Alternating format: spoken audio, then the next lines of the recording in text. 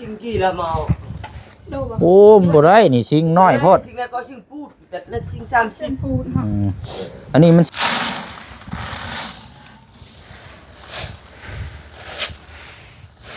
ประมาณ3 มื้อสิหุดเข้าตัวนี้แล้ว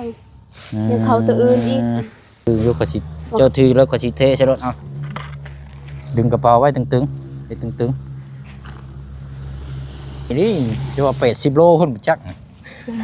อ่ะ1 2อ๋อ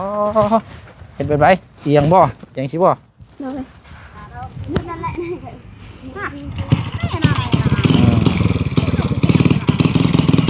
ไอ้คอยเด้อคอยเด้อ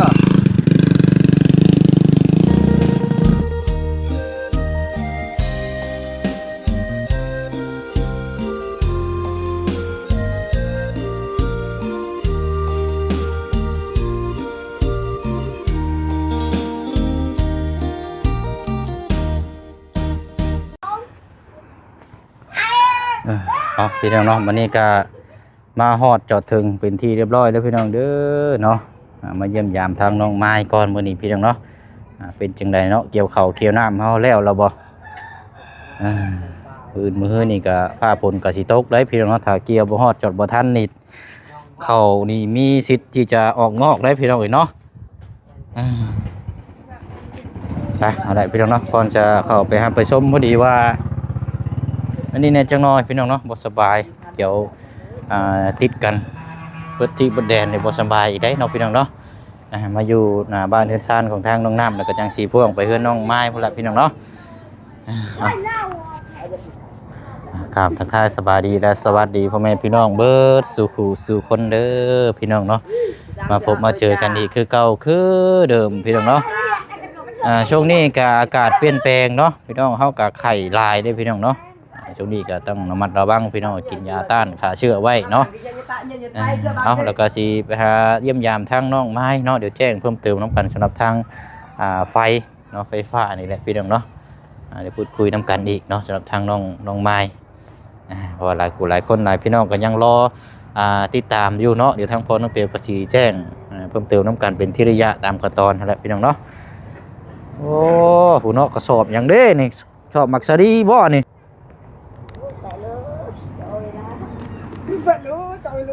โอ้สบายดีไอเวียดไอเวียดนามเวียดบ่นี่นะฮะคนเวียดโอ้โดยคนทางนั่นอ๋อเวียดลาวบ่สบายดีโดยเอาเนาะมันยังไปเอามาจะใช้นี่กูเกลียดแท้นี่โอ้โอ้ไม่คือเก่าเนาะโอ้ยดีตาคอยได้บ่คุ้มได้นี่ปักใส่รถป้าดู2 สอบเลยเนาะอันอยู่ในพุ่นก็แม่นบ่น้องนะโอ้ยเอา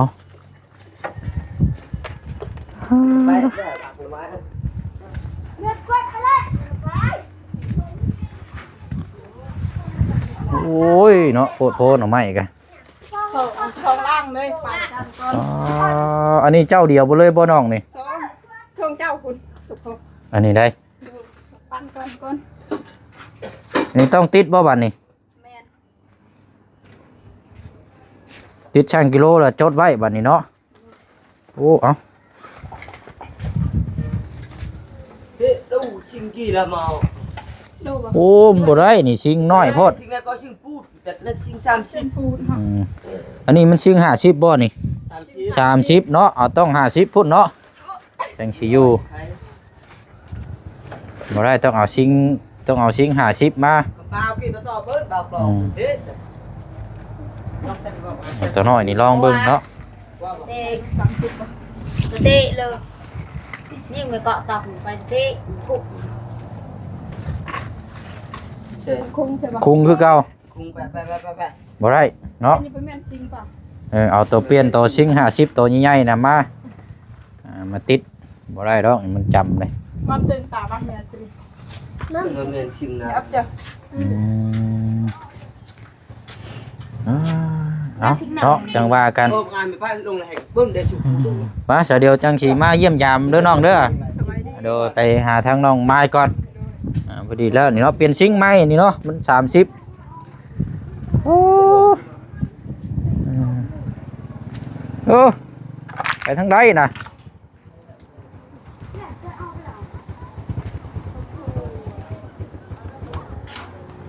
โอ้ยเนาะเอาเป็นจังใดเนาะยังสิไปใช่น่ะล่ะฮะไปบอกไม่ตู้สวัสดี โดยเอาเนาะสบายดีไม่ตู้เป็นยังกันนะหัวจับไปดีละ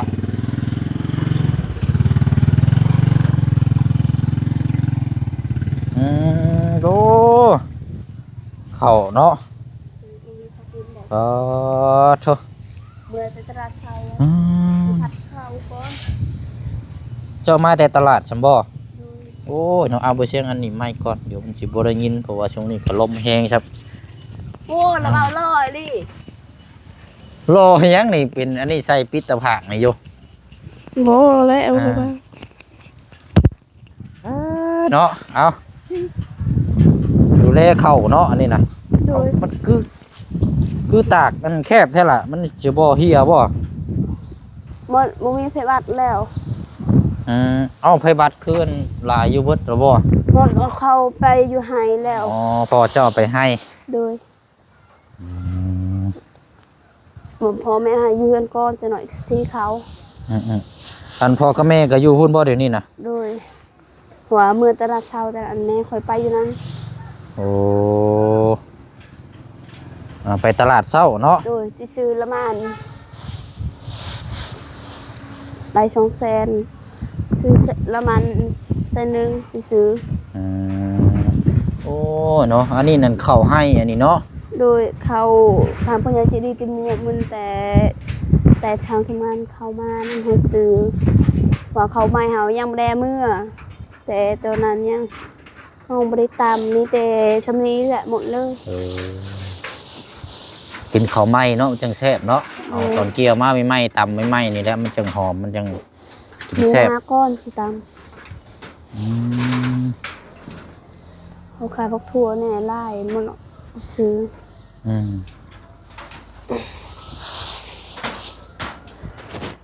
โอ้เด็กมีไม่ได้แดด แต่ว่ามิดมันคือใหญ่แท้ดอกนี่เนาะ ดี โอ้มิดใหญ่งามอยู่ดอก เขาตัวนั้นงามกว่านี้อีกเขาตัวนั้นสีขาวเท่านั้น ยังลายอยู่บ่เข้า ประมาณยังเขาได้5 กระสอบแล้ว มันบ่อันโตพูดนั่นแหละ ยังอยู่ยังหลาย โอ้เนาะเอาเฝ้าเกี่ยวเฝ้าเฮ็ดได้ฝนตกค่ำนี่บ่ทันนี่ออกงอกได้บาดนี่ โดย ฝนยังสิตกอีกอยู่ได้นี่วันที่มื้อนี่ช่ำบ่จักฝนสิตกแห้งอยู่ได้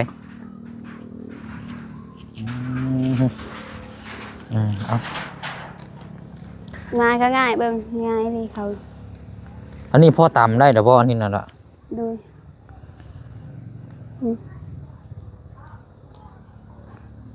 โอ้แต่ว่ามันอยากแข็งเนาะเข่าให้นี่เนาะ โดย ยอมอย่างเดียวมันอยากแข็งมันบ่อ่อนคือเข่าอยู่บ้านเฮาเนาะเป็นไปได้ไปขายตลาดได้เงินเท่าไรมื้อนี่ ได้1,500,000 1,500,000 โดย โอ้ นี่เขาไปซื้อแล้วมันหอม ขายยังก็ไปตลาด สะขายมักเพชรขายมักทั่วมาขายหน่อไม้นี่ที่ซื้อแล้วมัน ได้1,500,000โอ้อันนี้เงินของเจ้าเองได้บ่นี่นะ โดยตัวนี้เงินเขานี่นี่คนซื้อนี่คนซื้อละมันจะหน่อยไปให้บ่มีละมันนี่เงินเขาไปตลาดมีแต่สามี เดี๋ยวเท่าไรล่ะนะ 2,700,000บ่ถือ เฮ้ย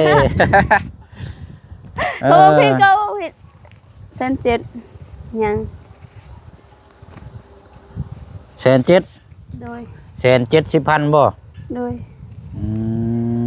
อันขายเฉพาะได้มื้อนี้ฉันบ่นี่นะ โดยได้มื้อนี้ โอ้คักแล้วอันนี้เนาะ จะ จังนั้นก็สิเขาอีก ไปซีใช่นะ ยังบ่ได้ถาม บ่ได้ต่ำมันเอาบ่ละช่วง ว่ามื้ออื่นสิไปอีกมื้ออื่นเมื่อยว่าสิมื้อแต่ให้ก็พ่อแม่ให้เพื่อนก่อน โอ้หาแนวมาเต็งดีๆเด้อนี่เข่าปิวเด้อล่ะเจ้าบ่เอาไม้ผมมาเต็งอีกจังหน่อยฮะผมเอาคอนไม้ผมมาเต็งปลายมันฮะเอาดินบล็อกปุ่นก็ได้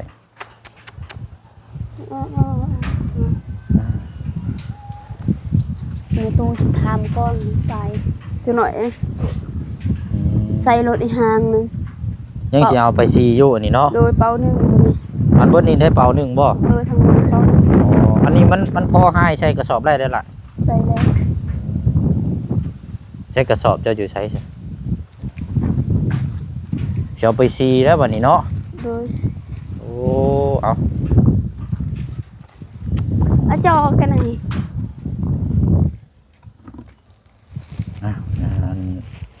หากระโปงกระป๋องมาเนาะใส่ให้เข้าไปซี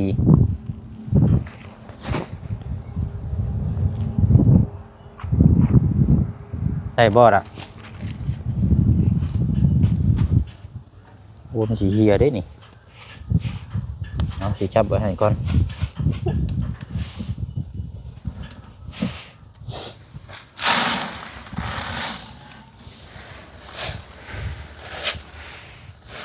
ประมาณ3 มื้อสิหุดเข้าตัวนี้แล้ว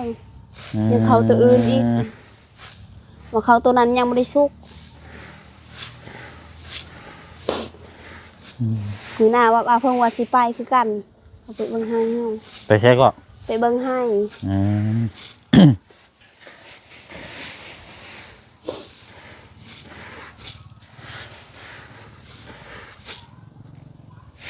เนาะเดี๋ยวให้น้องเจ้ามานี่หายซอยกันเนาะมาใส่กระเป๋า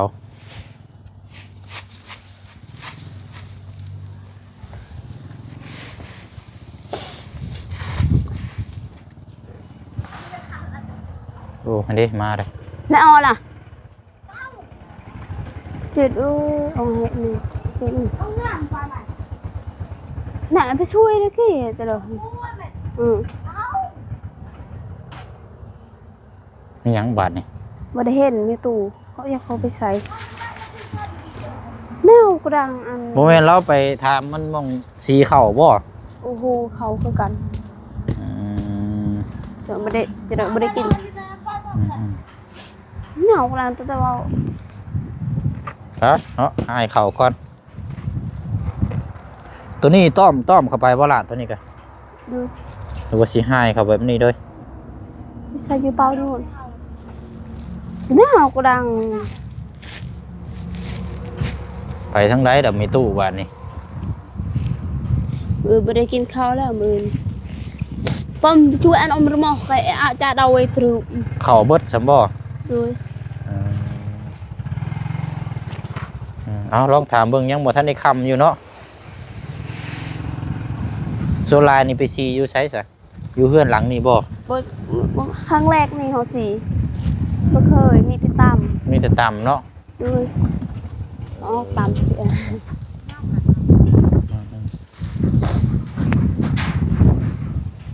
เอาหายไปก่อนแหละจังว่ากันเนาะ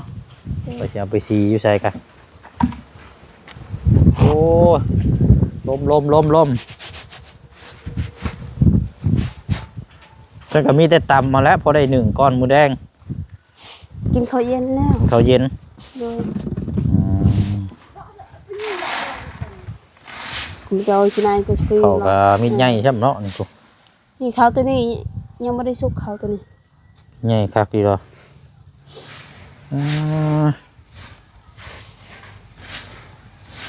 มีนาก็สิพาให้เราว่ากินข้าวไม้ตัวนี้บ่แม่นข้าวไม้ข้าวตะปีกายแล้ว ก็มันอยากแข็งในเข่าอยู่พี่เนี่ย ดูข้าวไม้มันบ่ได้แข็ง เข่ามันอยากแข็ง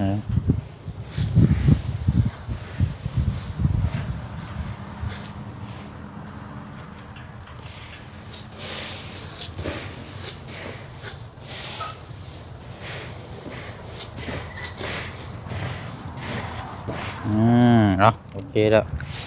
อันน้องท้ายได้มาซอยล่ะมาซอยเอ้ย ใช่ตก ลงมาก่อนก็ได้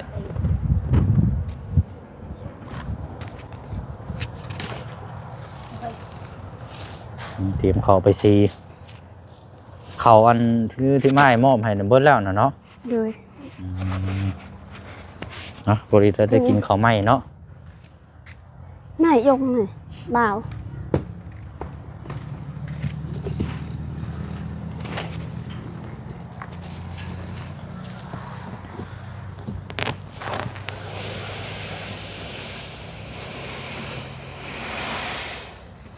โอ้เครื่องกระสอบเลย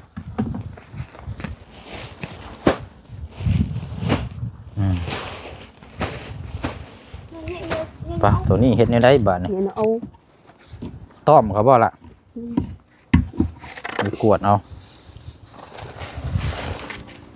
เอาคอยต้อมเนาะเรื่องกลับมา หัวเด้อท่า เอาถ้วยก็ได้มาตักก่อนหามีบ่โอ้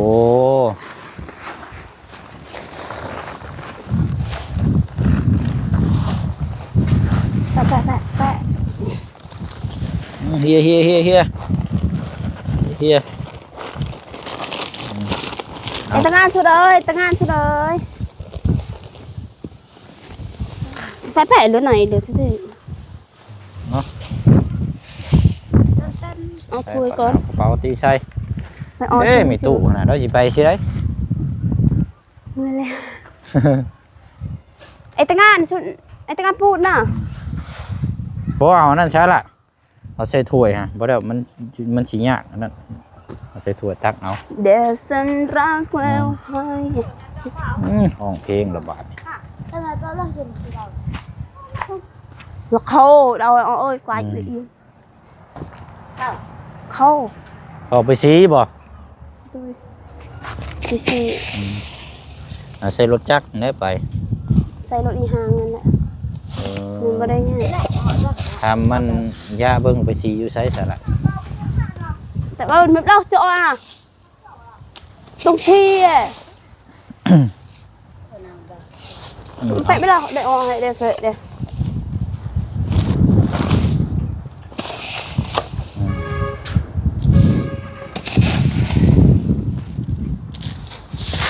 ตาเราเลยแต่กูไว้หอมาทาน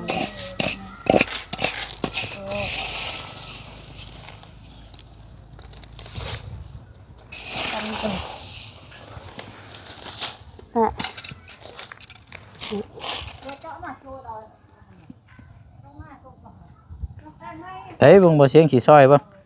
มาจับกล้องให้ไปเสียงก็ได้ล่ะเดี๋ยวสิบ่ทันไปซีเด้เอาได้ดอกบ่ตัวนี้เบิ่ง เก็บก่อนเสียได้เข้า ฮะ เก็บก่อน เอาจับล่ะจับตึง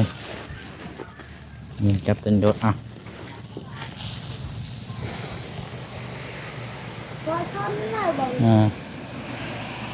เดี๋ยวเอาจับหนึ่งแล้วเอาเต็มนี่เลยบ่นี่นะ หน่อย โอ้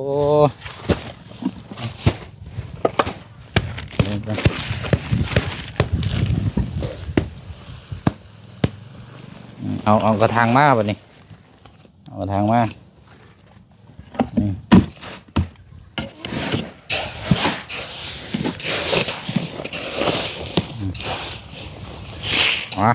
สอบมา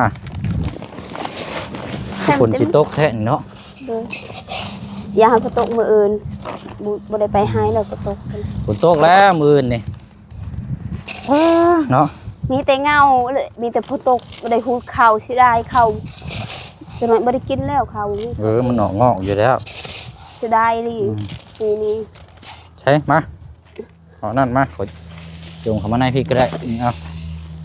ก็คืออยู่กับเจ้าทีแล้วก็ชิเทใช่รถเอาดึงกระเป๋าไว้ตึงๆให้ตึงๆดึงขึ้นนะดึงกระเป๋าขึ้นดึงขึ้นสิดึงขึ้นสิอ้าวก็ได้หัวใจยังไง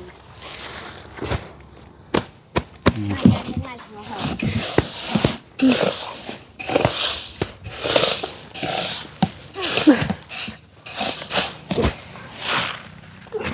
เบิ่ง ไปมาโอ้สอบหนึ่งพอดีนี่เนาะ ดู เอาพอดีแล้วเอาไปซี มาปอนตัวป้าตั้งเลยนะแกผมตีไอ้ดอกหกเนี่ยเราลึกมาไอ้สีดอกเราพี่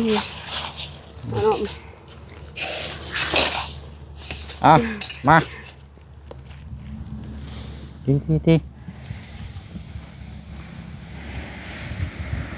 ดึงกระเป๋าขึ้นน้ำละดึงขึ้นสิดึงห้อนสิโอเคเอาเต็มเลยเดี๋ยวน้อยนึงเนาะ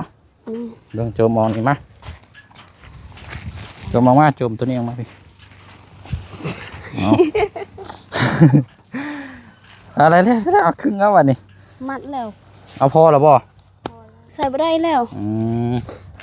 เอายางมัดก่อนเอาไว้ซะนี่โอเคนะเอาไปสีบาทนี่เนาะไปสีมื้อนี้บ่โดยมื้อนี้แหละมื้ออื่นบ่ได้กินบ่มีเขากินลูกสีมื้อนี้ได้เนาะจังสิทันถ้ายกอ่อนค่ะทุกคนไอ้จุดเร็วดูเอาอันนั้นน่ะเก็บไว้จับนี่เอาอันนี้มามัดเนาะไปเบิ่งไปเอาอันขนมมาฝากน้องเพิ่นก่อนพี่น้องกรุ๊ปใช่แล้วล่ะยังอย่าอยู่บ่ได้แหละอยู่ในรถโอ้อันนี้บ่มัดนะโอ้เนาะเอาซอยกันดี2เอ้ยน้องวันนี้สิเอาใช้รถใช้คันไหนล่ะวันนี้ไปใช้รถอีห้างใช้รถอีห้างเจ้ารถตัวนั้นพอเคยจะเอาไปซีเลยบ่เอาไปตอนนี้บ่เจ้าจะเอาไปตอนนี้บ่ในตู้เขาถามก่อนสีเพื่อนหลังนั้นบ่มีเพื่อนไก่นั่นนี่นี่เจหน่อยเอาได้หาเนาะเคได้หายังมันตัวนึงเอาล่ะขนมมาฝากพอมีแห้งมันมีอันกับข้าวจีนะอยู่เนี่ยข้าวจีใส่นมอยู่เนี่ยแบ่งกันกินมันก็อิรัดไว้น่ะโจมเลยบ่เดี๋ยวไปเชียงสิโจมซอยเอารถมาบ่โดยแป๊บไปเอารถมาเดี๋ยวสิโจมขึ้นใช้รถให้เอารถมาเลยก็ได้เดี๋ยวไปซีเดี๋ยวบืนบ่มีข้าวกินได้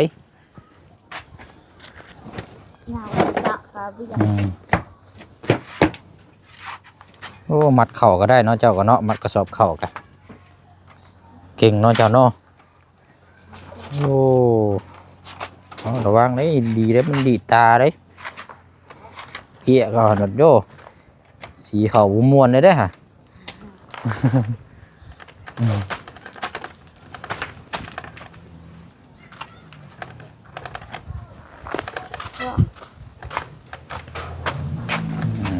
มาแล้วบ่นี่จะเอาขึ้นทางไหนด่านน่ะเอาขึ้นทางหลังนี่บ่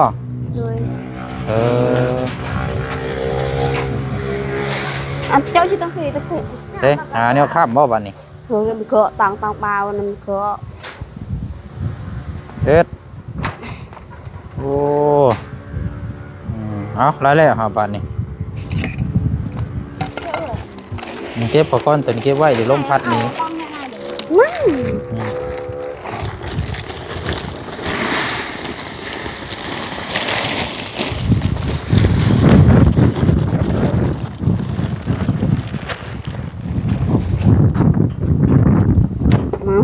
โอ้โหเด้นี่เฮ็ดได้บ่นี่ตั้งเช่นนี้บ่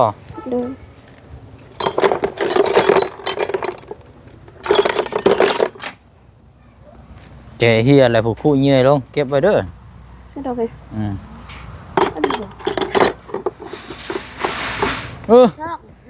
เกิดยังขึ้น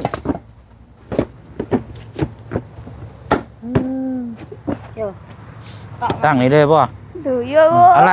จับต้นจีโจมให้มันบริเวณมันน้อยดิจะว่า80 โลขึ้นจัก อ่ะ1 2อ๋อเห็นเป็นไรเอียงบ่เอียงสิบ่ เลยพอได้สิ ได้บ่ ได้อยู่ ก็กันหาเนี่ยมามัดอีกด่ากันไว้ ลงแน่อ้ออ่ะ ได้อยู่บ่ ลูกหนาท้าย เอ้าโอเคละไปถามทั้งมีตู้เจ้าเบิ่ง ปีชนหรือเปล่า สีอยู่ใช้ได้อยู่บ่เพิ่นให้สีอยู่บ่ ป้าให้ทายบ้านให้ อืม ตุ๊กตาบ่ ไปสีพุ่นบ่อยู่พุ่นบ่ ดู เออเอ้าโอเคแล้วสิโอ้น้องเพิ่นมัดกันแก่เนาะอืม เบิ่งเจอเลยเอาให้เลยเจอไปยุ่ง เนาะ ไปเจอร้านห้องคือ ฮะเรียบร้อยวันนี้เนาะเออไปบัดนี้ไผสิเป็นคนขับบัดนี้ เฮา น้องไม้บ่โอเคไปสระเนาะคอยมาคอยไปเอาไม้มาให้บ่เสียงก่อนก็ได้โอ้ยเนาะเบิ่งเด้อคอยเด้อคอยไปคอยมามันทางรถลงให้มันยังชันอยู่ซ้ำ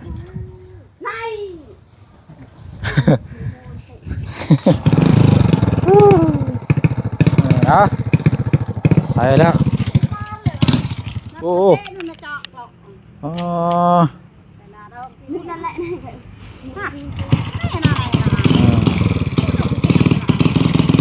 ไอ้คอยเด้อคอยเด้อโอ้เสียวเลยพี่น้องเนาะ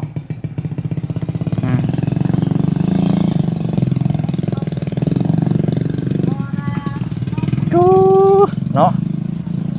เอาได้มองสีเข่าก็อยู่ใกล้ๆนี่แหละพี่น้องเนาะพระเจ้าคุ้นเคยกันดีเนาะไปเนาะมาเยี่ยมมายามทางน้องไม้น้องทายมันนี่กับเข่าเบิดเข่ากินพี่น้องเนาะเลยไล่เข่าไม้แล้วก็สิพากันไปสีบาดนี่บุสีมื้อนี้มื้ออื่นกับบุมีกินเนาะไปอะไรพี่น้องเนาะก็สิได้ล่ำลาพ่อแม่พี่น้องที่เฮาไปอีกคือเก่าคือเดิมเนาะพี่น้องเด้อเนาะทุกท่านติดตามรับชมเมืองน้ำกันบัดนี้เคสของทางน้องห้างทางอาเจียงเนาะว่าทางแม่ย่าเรามาระบบพี่น้องเดี๋ยวไปเอาคำตอบพูดคุยน้ำกันเนาะทำข้าวน้ำกันมีอย่างเพิ่มเติมน้ำกันจังไดก็ฝากไว้พี่น้องติดตามคลิปน้ำกันอีกต่อไปนะพี่น้องเนาะบ๊ายบายเด้อพี่น้องเด้อพบเจอกันในคลิปหน้าสบายดี